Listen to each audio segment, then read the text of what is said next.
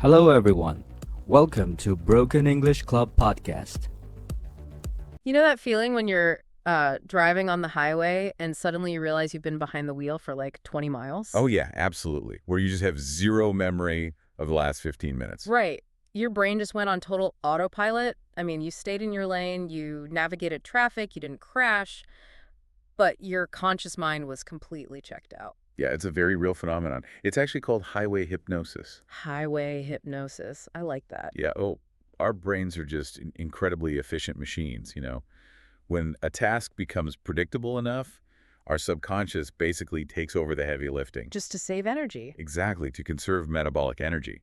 It just trusts that we already know the fundamental rules of the road. Well, the crazy thing is, you do the exact same thing every single day with your words. Oh, totally. You operate on this conversational autopilot because we all rely on idioms and cliches and little turn of phrase shortcuts. Right, just to get through meetings and social interactions. Yeah, so you don't have to invent entirely new sentences from scratch every time you open your mouth. Because that would be exhausting. It really would.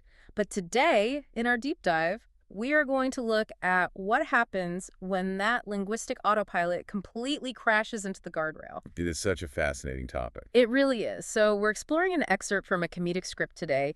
It's titled The Idiom of an Ignoramus. Great title. Right. And it features these two characters. There's Liam, who is just severely burned out from work, and his friend Chloe, who is really just trying to have a normal cup of coffee with him. But our mission here isn't just to, recap the joke. No, definitely not. We are dissecting this script to uncover the actual anatomy of a mangled idiom. Because when Liam tries to use these conversational shortcuts, his brain just, it completely misfires. It's a total disaster. It is. He fundamentally rewrites the rules of reality in ways that force his friend Chloe, and honestly, anyone listening to him, to confront how truly bizarre our language is when you strip away that autopilot. So let's jump right in. The scene opens with the two of them meeting at a coffee shop. And Liam is, he's visibly exhausted. Yeah, the stage directions really emphasize that. He slumps into his chair. He gives this big happy sigh to finally be sitting down. And right out of the gate, he complains that lately he has been working like a dog's pajamas. Which is just incredible. A dog's pajamas. Right, and that phrase instantly derails the entire conversation. Chloe has to physically pause, stare at him, and just ask, a dog's pajamas. Because that's not a thing. No. She points out that, first of all, dogs don't even wear pajamas. And even if some do, it certainly isn't an established expression. I love how Liam's brain operates here, though, because he isn't just picking the wrong word. No, it's not a simple slip of the tongue. Right. To me, his exhausted mind is acting like a malfunctioning blender. Oh, a blender. That's a great way to put it. Yeah, he takes two perfectly good, completely unrelated phrases, so working like a dog and the cat's pajamas, and he just throws them into the blender. And purees them into this weird, nonsensical hybrid. Exactly. Linguists actually have a specific term for that exact malfunctioning blender effect. Oh, really? What is it? It's called a malaphor. A malaphor. Okay. Yeah, so it's a blend of a metaphor and a malapropism. And just to, clarify, a malapropism is when you mistakenly use a word that sounds similar to the one you actually meant. Which usually ends up being pretty funny. Right, exactly. But a malaphor is deeper than that. It tells us something really fascinating about how human memory actually works. How so? Well, it comes down to this concept called lexical retrieval. Okay, lexical retrieval. Yeah, so when you learn an idiom like working like a dog, your brain doesn't store the words working like a and dog in separate files. Right, it doesn't build it from scratch. Exactly. Yeah. Doesn't assemble them every time you speak. It stores that entire phrase as one giant single unit of vocabulary. Like a pre-packaged block of language. Yes. So when Liam is exhausted, his cognitive load is completely maxed out. His brain reaches into the filing cabinet to grab a pre-packaged block to describe his hard work, but his hand slips.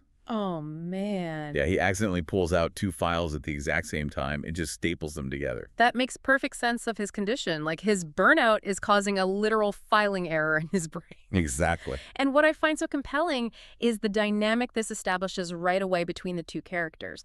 Because when you or I use an idiom correctly, the person we are talking to doesn't actually picture a golden retriever sitting at a laptop. No, of course not. The phrase is just an invisible shortcut for working hard. Right, but we basically sign an unspoken social contract to ignore the literal meaning of the words. That's perfectly said. Mhm. And the second Liam says dog's pajamas, that contract is totally voided. The spell is broken. Completely. By mixing the phrases, he forces Chloe's brain to switch off its own autopilot. Which she does not want to do. No, she hates it. Suddenly, she is forced to visualize the absolute absurdity of the words themselves. He drags her out of the abstract and into literal reality. And the thing is, he just keeps going.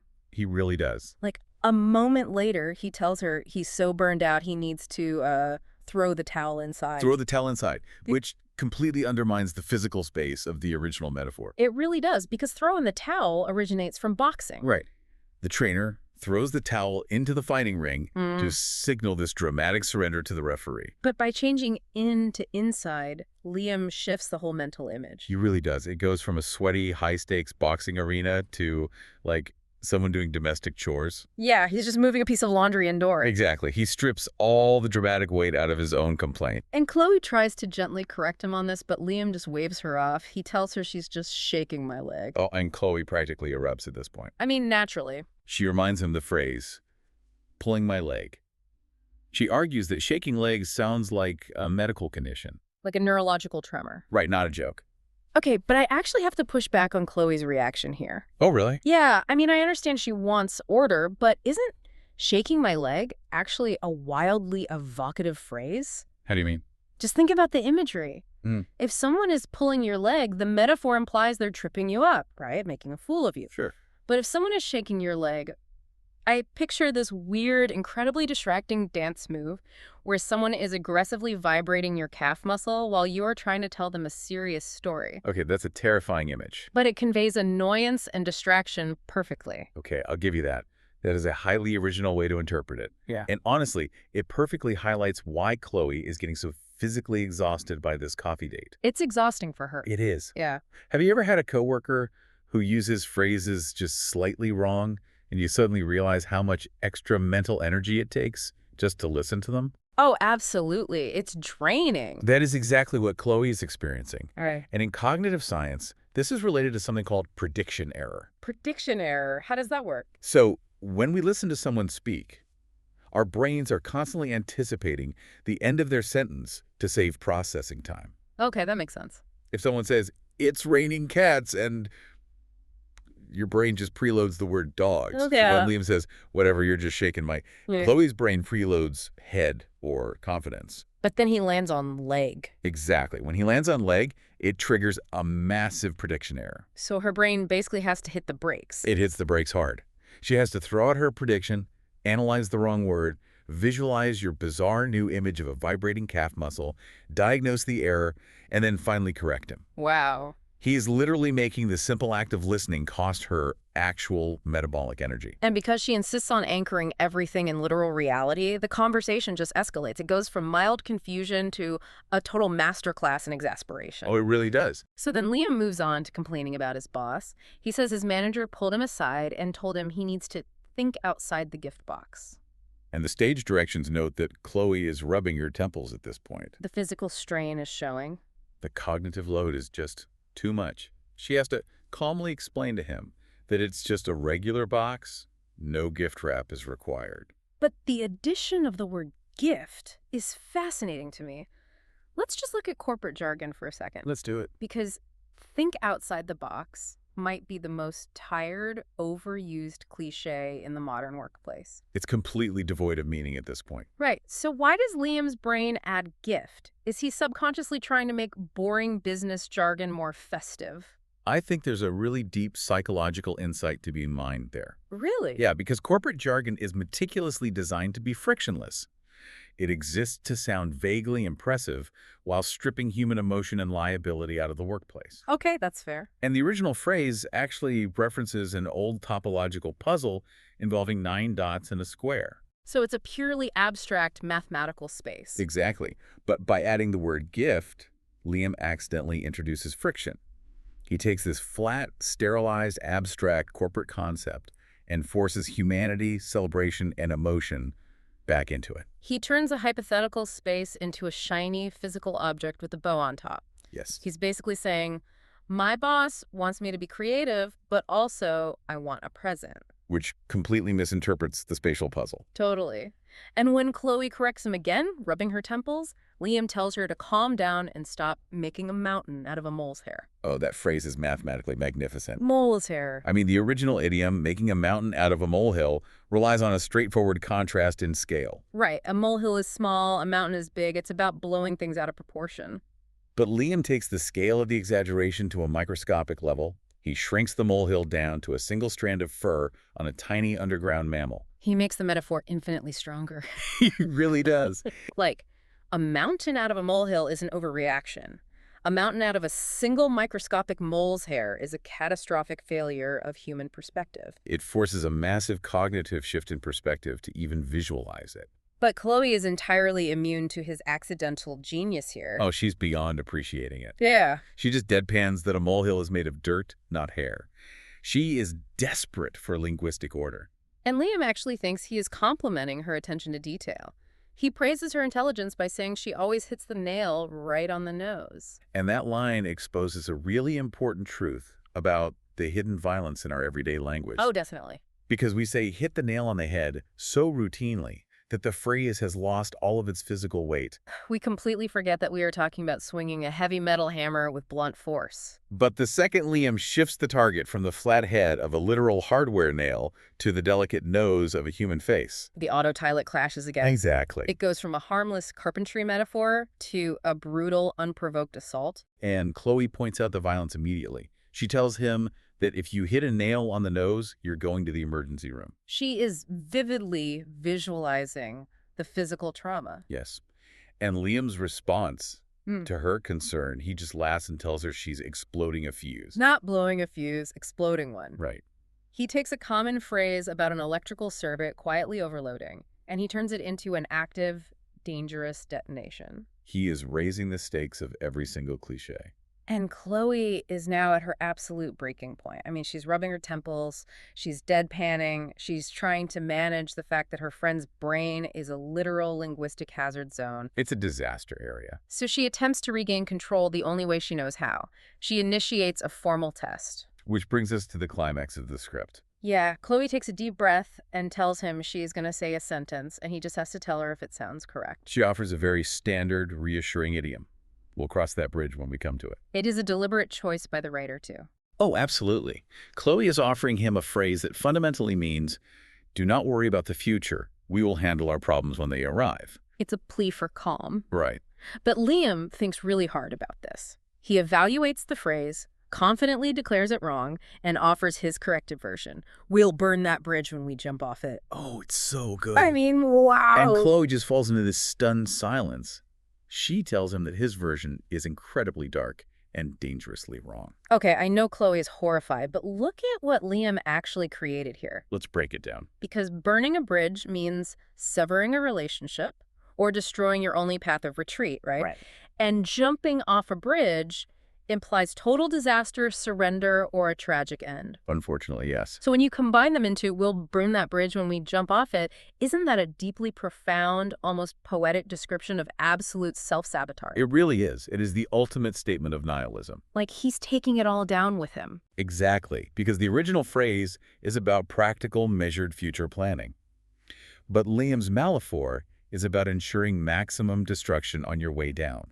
It's hilarious because the contrast is so sharp. But if you look closer, it perfectly encapsulates the feeling of being completely, irredeemably burned out. Which he is. At the very beginning of the scene, Liam said he was exhausted from work. This mangled, apocalyptic idiom is actually a far more accurate reflection of his internal emotional state than the correct idiom ever could have been. That's a great point. His broken language is communicating his reality better than proper English ever could. Definitely. But Chloe doesn't see the poetry. She's just in shock. And then the script delivers this incredible false dawn. Oh, the false dawn. Immediately after speaking the darkest sentence imaginable, Liam casually nails a real idiom perfectly. He really does. He leans back and says, well, you know what they say, Chloe. A bird in the hand is worth two in the bush. And the whiplash Chloe experiences is palpable on the page. She stammers, wait, you actually got one right. You can just feel this tiny, desperate glimmer of hope in her. She thinks maybe, just maybe, Liam's brain has finally realigned with shared reality, and the prediction errors will stop. Reading that moment felt like watching a really terrible golfer. A terrible golfer. Yeah, like imagine a guy who has been hitting the ball into the woods, into the water hazards, into the parking lot all afternoon. Right, just a disaster on the course. The crowd is exhausted, but then on the 18th hole, he steps up and accidentally hits a flawless, beautiful hole-in-one. Oh, wow. The crowd gasps, you can't believe it. But then, to celebrate his victory, he confidently marches over to the next tee box, pulls out a driver, and intentionally smashes the ball directly through the plate glass window of the clubhouse snack bar. That is exactly what happens. It's Trav. Liam is so pleased with himself for getting the bird in the hand correct that he decides to deploy another idiom to cement his success. Oh no. He smiles smugly and says, I guess even a broken clock is right twice a month. Twice a month. It destroys whatever hope Chloe had lost. Because the phrase is, of course, a broken clock is right twice a day. Naturally. By changing the frequency to twice a month, Liam doesn't just get the idiom wrong, he demonstrates a fundamental misunderstanding of the physical mechanics of timekeeping. He really does. An analog clock that has completely stopped moving literally has to be right twice every 24 hours just by existing. Right. For a clock to only be right twice a month, it couldn't just be broken and stopped. No. The hands would have to be moving at a completely unpredictable, chaotic, erratic speed, constantly speeding up and slowing down, actively avoiding the correct time. Which is a flawless structural metaphor for Liam's own brain during this conversation. It's so true. And the script notes that Chloe screams internally. She finally just shouts, a day, twice a day. The hope is entirely dead. Completely dead. If you trace Chloe's arc through this short scene, it is basically a psychological thriller disguised as a comedy sketch. It really is an emotional roller coaster. She starts with polite correction about dog pajamas. Then she moves to physical exhaustion with the gift box. She tries an authoritative intervention with the bridge test. Right. That leads to dark shock, followed by a brief, agonizing flash of hope with the bird in the hand, ending in total, screaming defeat over the broken clock. He brings her spirit using nothing but vocabulary. And the scene ends with this brilliant visual pun. There's a sound effect of Liam taking a loud, oblivious slurp of his coffee. He's completely unaware of the psychological damage she just inflicted. Totally clueless. He sets his cup down and says, "Piece of cake, Chloe. Piece of cake." And because we're reading the script, we see he is spelling it P-E-A-C-E. Like world peace. Exactly. And Chloe is so broken down by the cognitive load of this conversation, she doesn't even have the energy to explain the concept of a slice of pastry anymore. She's done. She just whispers that it's peace and begs him to please just drink his latte. She has surrendered. Liam didn't just throw the towel inside. He dragged Chloe inside and made her fold the towel for him. That whispered correction is the sound of someone giving up the fight for shared reality. Yeah. She has accepted that Liam lives in a universe of his own making, governed by unpredictable clocks, microscopic mountains, and festive corporate jargon.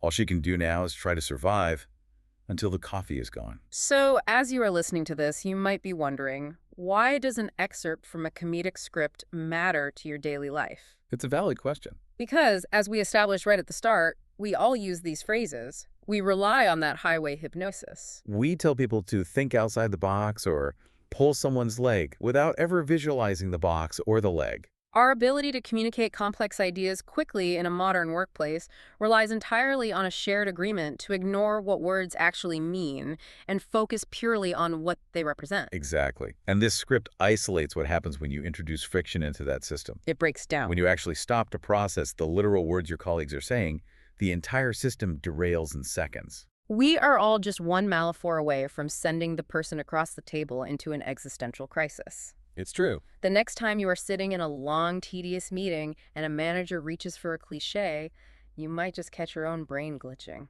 You really might. When they tell you to hit the nail on the head, you might suddenly picture someone being rushed to the emergency room with a nasal fracture. And you will realize just how much heavy lifting your conversational autopilot does to keep society functioning smoothly. It takes a massive amount of invisible cognitive processing just to nod and pretend language makes sense. It really does. But before we wrap up today's deep dive, I want to leave you with one final lingering thought to mull over. What's that? We have spent this entire conversation analyzing Liam's mistakes, treating his blended phrases as errors to be corrected.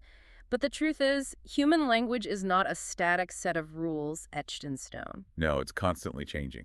It's a living, breathing, constantly evolving organism.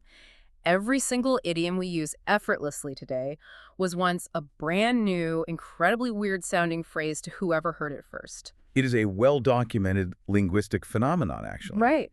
If an idiom is used incorrectly by enough people for a long enough period of time, the incorrect version actually overwrites the original. It becomes the new recognized standard. Exactly. Exactly. So as you switch your autopilot back on and merge back into the highway of your daily life, ask yourself this. Which of Liam's chaotic, mangled phrases from today might secretly be a glimpse into the future of the English language? It makes you wonder. Because who knows? 50 years from now, when you are asked to solve a difficult problem at work, you might just find yourself staring at your coworkers, taking a deep breath, and telling them it's time to think outside the gift box. Just try to keep the mole hair out of the coffee while you do. Words to live by. Thanks for joining us, and we'll catch you on the next deep dive.